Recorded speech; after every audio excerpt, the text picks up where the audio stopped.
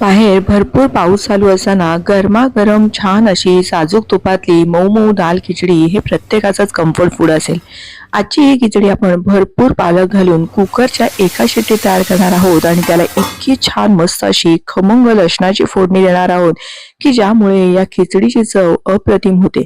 बघा, ही खिचडी अगदी रेस्टॉरंटमध्ये असते ना तशी बनवून तयार झालेली आहे.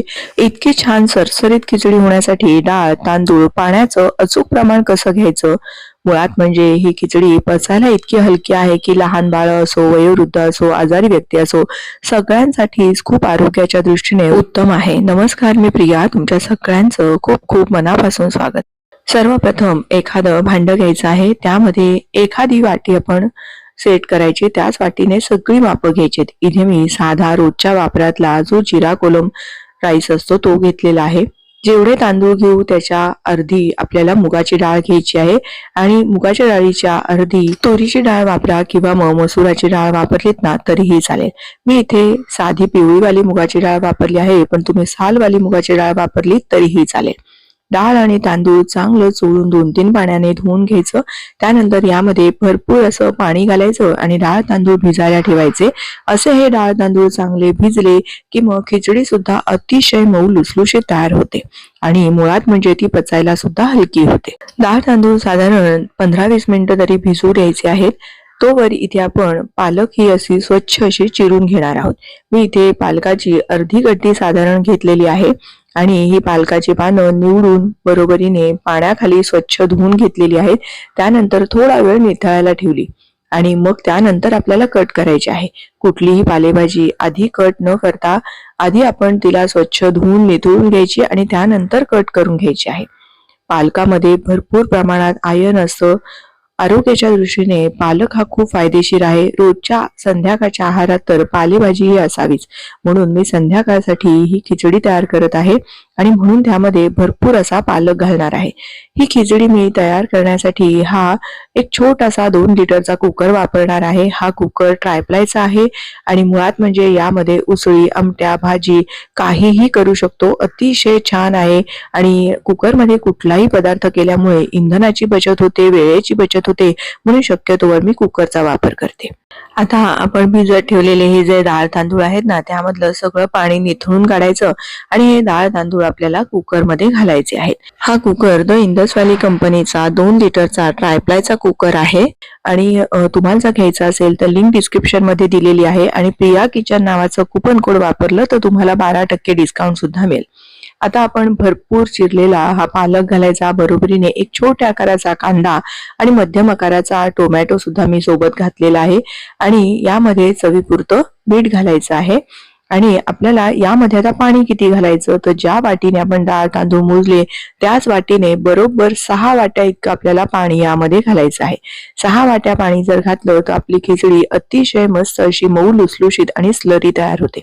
आता झाकण लावायचं आहे आणि कुकरच्या आपल्याला बरोबर 2 शिट्ट्या करून घ्यायच्या. अगदीच लहान कुकर आहे म्हणून 2 शिट्ट्या करायच्या नाही तर एका शिट्टीमध्ये सुद्धा अगदी व्यवस्थित होतं.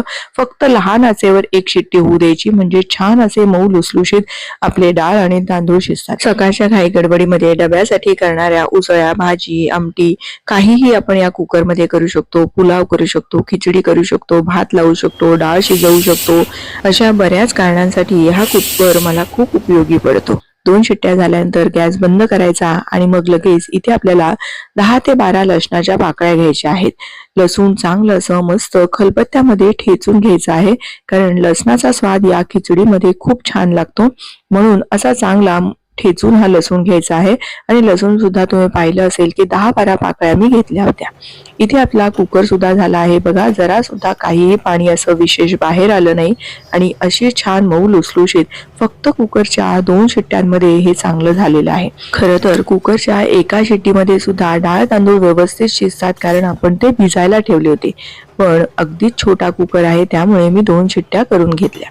आता आपण एक जाड तळाची कढई घ्यायची आहे. यामध्ये जर तुम्हाला आवडत असेल तर तुम्ही साजूक तूप घाला, पण साजूक तुपाची फोडणी या खिचडीला खूप छान लागते. तूप चांगलं गरम झालं की यामध्ये अर्धा चमचा मोहरी, अर्धा चमचा जिरे घालायचे आहेत. बरोबरीने भरपूर अशा ठेचलेल्या या लसणाच्या पाकळ्या घालून घ्यायच्या आहेत. भरपूर अशी कढीपत्त्याची पानं आणि अर्धा चमचा हिंग घालायचं आहे. हिंग, कढीपत्ता आणि लसणाचा स्वाद या खिचडीमध्ये अप्रतिम येतो आणि याचीच खरी तर चव असते. आता अर्धा चमचा हळद, 1 चमचा लाल तिखट आणि लगेच हे डाळ आणि तांदळाचं मिश्रण घालून पटकन लगेच झाकण ठेवायचं आहे. म्हणजे फोडणीचा सगळा स्वाद यामध्ये उतरतो आणि खिचडी चवीला खूप छान लागते. छान असा लसणाचा स्वाद यामध्ये मुरायला हवा म्हणून या पद्धतीची फोडणी तुम्ही देऊन पहा. कधीही फोडणीचा वास बाहेर जाऊ न देता त्यामध्ये दडपला गेला तर मग मात्र खिचडीची चव अगदी नेक्स्ट लेवल होऊन जाते. आता यामध्ये तुम्हाला जर बारीक चिरलेली कोथिंबीर घालायची असेल तर तुम्ही घालू शकता. पण मस्त असं किंचितशी टोमॅटोचा फ्लेवर, बरोबरीने लसूण, हिंग, कढीपत्त्याचा छान असा फ्लेवर या खिचडीमध्ये येतो. आता गॅस लहान करायचा आणि झाकण हे असं थोडंसं असं अर्धवट ठेवायचं आहे आणि फक्त एक वाफ घ्यायची आणि आपली गरमागरम ही छान अशी मऊ लुसलुशीत खिचडी बनवून तयार झालेली आहे. कोणी आजारी असेल किंवा लहान मुलं पालक खात नाहीत तर तुम्ही यापेक्षा सुद्धा जास्ती जर पालकाचं प्रमाण वापरलं ना तरीही चालेल. भरपूर पालक घालून सुद्धा तुम्ही खिचडी तयार करू शकता. बरोबरीने छान असं साजूक तूप आणि मस्त असं गरमागरम आंबट, तिखट, चटपटीत चवीचं मी टोमॅटोचं सार आणि कारल्याची कापं सुद्धा केली होती.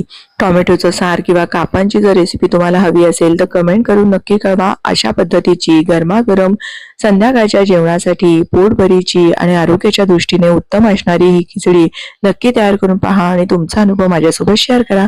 व्हिडिओ थोडा जरी आवडला असेल तर प्लीज व्हिडिओला एक लाईक करा. तुमच्या मैत्रिणींना, नातेवाईकांना जास्तीत जास्त शेअर करा. पुन्हा लवकरच भेटूया अशाच एखाद्या छानशा उपयुक्त रेसिपीसह. धन्यवाद.